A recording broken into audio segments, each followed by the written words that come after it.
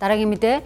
За Монголын заримын зах зээлийн 80 гаруй хувийг дангаараа хангадаг Icemark компани оны шилдэг инновац нэвтрүүлэгч байгууллагаар шалгарлаа. Тухайн компани 2025 онд Монгол улсад анх удаа автомат хөлдөөх агуулгах, за цагт 21 мянган ширхэг мөсөн заримыг үйлдвэрлэх автомат шугам, робот савлгааны шугам зэргийг ашиглалтад оруулжээ.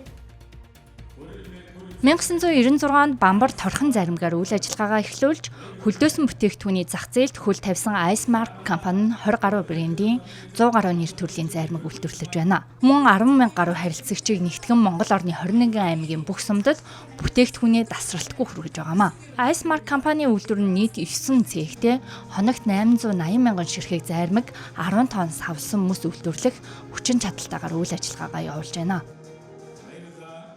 Icemark компанийн хувьд 2025 он бол хамгийн их бүтээн байгуулалт өндөртэй жил байлаа.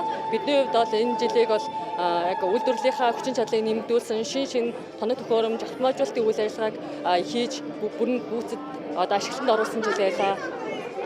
Тэр дундаасаа өнөөдөр оны онцлог инновац энтерпренерийн хүртлээ энэний маань хамгийн чухал зүйл маань юу вэ гэх юм бол бидний хөрөнгө оруулсан автомат агуулгын төсөл маань байгаа.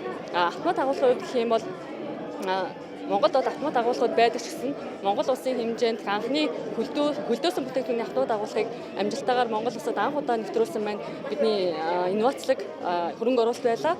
Бид дан ганц инновацлог хөрөнгө оруулалтыг хийхээсээ илүүтэй инновац шингэсэн бүтээгдэхүүн үйлчилгээгээрээ ард түмэндээ бас байнгын дээж бэлэг барьж яадаг ийм компани байгаа.